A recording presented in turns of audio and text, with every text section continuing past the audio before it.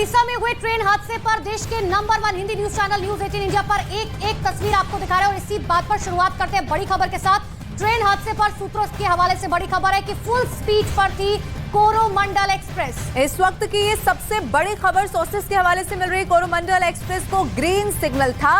हादसे के बाद 21 बोगियां एक के बाद एक पलटती चली गई। 3 बोगियां डाउन लाइन पर गिरी और डाउन लाइन पर दूसरी ट्रेन से टक्कर हुई है। सबसे बड़ी खबर इस वक्त की आपको बता रहे हैं। देखिए, अब हादसे की जांच के आदेश जारी कर दिए गए हैं, लेकिन जो जानकारी सूत्रों के हवाले से यह है कि फुल स्पीड पर थी कोरोमंडल एक्सप्रेस, क्योंकि कोरोमंडल एक्सप्रेस को ग्रीन सिग्नल मिला हुआ था और इसीलिए अपनी फुल स्पीड पर कोरोमंडल एक्सप्रेस थी।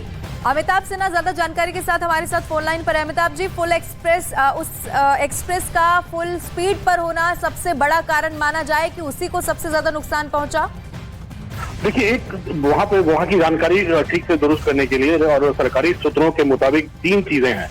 एक ट्रेन कोरोमंडल हावड़ा कोरोमंडल एक्सप्रेस थी जो जा रही थी अपनी 120 किलोमीटर प्रति घंटे की रफ्तार से।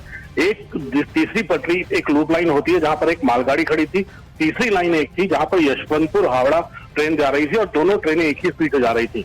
यशवंतपुर हावड़ा एक्सप्रेस कोरोमंडल एक्सप्रेस को पूरी तरह से क्रॉस कर चुकी थी। उस समय उसमें डिरेलमेंट हुआ था कोरोमंडल एक्सप्रेस में। उस डिरेलमेंट का मतलब यह है, जो सरकारी सूत्र बता रहे हैं, कि एक ट्रेन का एक्सीडेंट हुआ है जो डिरेल हुई, जिसके कारणों की जांच अब चेयरमैन रेलवे सेफ्टी कर रहे हैं अब, और उसकी जानकारी उसकी तह तक जाकर पता करेंगे कि किन कारणों से यह एक्सीडेंट हुआ, डिरेल क्यों हुई वो ट्रेन। लेकिन उस डिरेलमेंट का असर उस मालगाड़ी पे हुआ। कुछ उनकी बोगियां मालगाड़ी के ऊपर गिरी जो रुकी हुई थी और उसकी कुछ बोगियां यशवंतपुर ट्रेन की आखिरी 2 बोगियों पर गिरी थी। आखिरी 2 बोगियों पर डिरेलमेंट का, यानी सिर्फ एक ट्रेन का डिरेलमेंट हुआ है, तीनों ट्रेनों का आपस में टकराई नहीं है। ये बात सरकारी सूत्र साफ कर रहे हैं। तीनों ट्रेनों में आपस में कोई टकराव नहीं। दूसरी बात जो है वो है कि अब वहां पर रेस्क्यू का काम पूरा हो चुका है और अब रिस्टोरेशन यानी पटरी बनाई जा रही है। अब डाउन लाइन जो है वो 12 घंटे में अगले चालू हो जाने की उम्मीद की जा रही है। ठीक है, आप बने रहिए हमारे साथ, हम लौटेंगे आपके पास। लेकिन एक और बड़ी खबर ट्रेन हादसे पर सूत्रों के हवाले से इस वक्त की एक और बड़ी खबर जो मिल रही है वो बता दें। कोरोमंडल एक्सप्रेस की 21 बोगियां पलटी है। यशवंतपुर एक्सप्रेस की 3 बोगियां पलटी। और देखिए, अगर तादाद की बात करें तो एक ट्रेन में 1257 रिजर्व यात्री थे, यानी कि 1257 रिजर्व यात्री थे।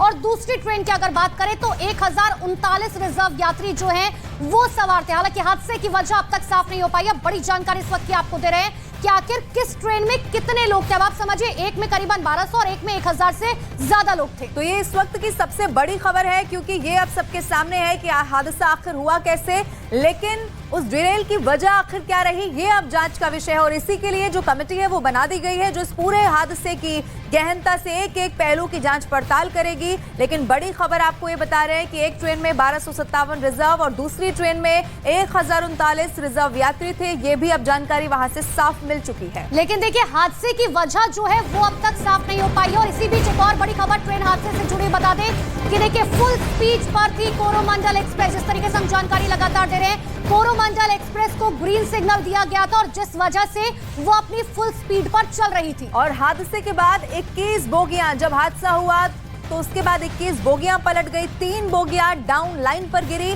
डाउन लाइन पर दूसरी ट्रेन से टक्कर हो गई और उसके बाद जो जबरदस्त भीषण मंजर सामने आया वो तस्वीरों के जरिए भी इस वक्त हम आपको दिखा रहे हैं। तो देखिए, 2 ट्रेन यानी कि यशवंतपुर और कोरोमंडल और तीसरी मालगाड़ी, जब तीनों की आपस में टक्कर हुई तो देखिए ये जो भयावह तस्वीरें, भयावह मंजर जो निकलकर सामने आया है, जिसमें 250 से ज्यादा लोगों की अब तक मौत हो चुकी है।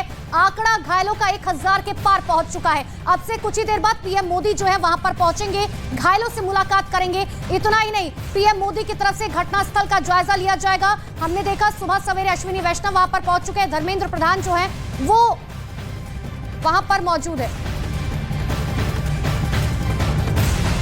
तो ये बड़ी खबर आपको लगातार बता रहे हैं। अब सोर्सेस के हवाले से खबरें मिल गई है कि फुल स्पीड पर कोरोमंडल एक्सप्रेस थी। तो देखिए, अमिताभ सिन्हा लगातार हमारे साथ बने हुए। अमिताभ जी, आखिर कौन कौन सी वो बोगियां हैं जो सबसे ज्यादा प्रभावित हुई हैं, क्योंकि 21 बोगियां जो है वो पलट गई थी। बिल्कुल 21 बोगियां जो पलटी हैं वो एकाएक पलटी हैं। मैं जो बार मैंने पहले ही बताया, जो बार ये बात हो रही है कि 3 ट्रेनें आपस में टकरा गई, ये बिल्कुल गलत है। ये सरकारी सूत्र बता रहे हैं। एक ट्रेन एक अकेली लूप लाइन में खड़ी थी, जिसे मालगाड़ी कहते हैं, वो अपनी लूप लाइन में खड़ी थी। दूसरी ट्रेन कोरोमंडल एक्सप्रेस एक पटरी से जा रही थी और तीसरी ट्रेन यशवंतपुर, अपने दोनों ट्रेनों की रफ्तार एक थी। कोरोमंडल एक्सप्रेस जो चेन्नई वाली थी वो डिरेल हो गई और उसकी बोगियां दोनों एक कुछ मालगाड़ी पे गिरी, कुछ यशवंतपुर एक्सप्रेस पे गिरी थी और आखिरी 2 यशवंतपुर एक्सप्रेस की बोगियों पर कुछ बोगियां गिरी थी कोरोमंडल एक्सप्रेस की। यानी यशवंतपुर एक्सप्रेस की सिर्फ 2 बोगियों में डैमेज हुआ है, जहां जिसमें लोग हताहत हुए, लेकिन जो कोरोमंडल एक्सप्रेस है उसमें मेजर नुकसान हुआ। यानी सिर्फ एक ट्रेन डिरेल हुई है और 2 ट्रेनों पर उसका असर पड़ा है। लेकिन अब रेस्क्यू का काम पूरा हो चुका है, घायलों को निकाला जा चुका है। अब रेस्टोरेशन का काम यानी पटरी को बिछाने का काम शुरू हो चुका है। चेयरमैन रेलवे सिक्योरिटी इसकी इंक्वायरी करने स्पॉट पे पहुंच चुके हैं। प्रधानमंत्री भी थोड़ी देर में पहुंच जाएंगे। तो ये बहुत बड़ी दुर्घटना है पिछले कुछ सालों की। तो मुझे लगता है सरकार भी इसको काफी गंभीरता से ले रही है और हर एंगल से इसकी जांच करने की तैयारी कर रही है। अमिताभ जी, लेकिन ग्रीन सिग्नल का मतलब ही होता है कि आगे सब कुछ क्लियर है। अब ये डिरेल कैसे हुआ, वो पटरी से उतरी आखिर कैसे, ये सबसे गंभीर विषय हो जाएगा जांच का, जिसके बाद ही कुछ समझ में आ पाएगा, क्योंकि वो पटरी से उतरती है और उसके बाद ही हादसा हुआ। देखिए, बहुत ये अभी तुरंत पता लगाना बहुत मुश्किल काम होता है, क्योंकि अब इसमें विमान की तरफ ब्लैक बॉक्स नहीं होता रेलवे में। लेकिन इतना जरूर है कि सिग्नलिंग अगर ह्यूमन एरर हुआ या फिर पटरियों में कुछ छेड़छाड़ हुई या फिर कुछ और कारण थे या फिर सिग्नलिंग में कोई दिक्कत हुई थी, तो कई एंगल होते हैं रेलवे में जिसकी पूरी तरह से जांच होगी, उसके बाद ही जो सामने आएगा। लेकिन फिलहाल सरकारी सूत्र और रेलवे के सूत्र उसके बारे में कुछ कहने से इनकार कर रहे हैं, किसी भी संभावना से इनकार कर रहे हैं। लेकिन अभी उनका कहना है कि जब तक चेयरमैन रेलवे सिक्योरिटी सेफ्टी इसकी जांच नहीं कर लेते, कुछ भी कहना उचित नहीं होगा। लेकिन किसी भी एंगल से इसकी जांच की संभावना से इनकार नहीं किया जा सकता, क्योंकि सिर्फ एक ट्रेन डिरेल हुई जिसका असर बाकी दोनों ट्रेनों पे हुआ। बिल्कुल अमिताभ जी, जांच के बाद ही कुछ पता चलेगा। बहुत बहुत शुक्रिया आपका तमाम जानकारी के लिए।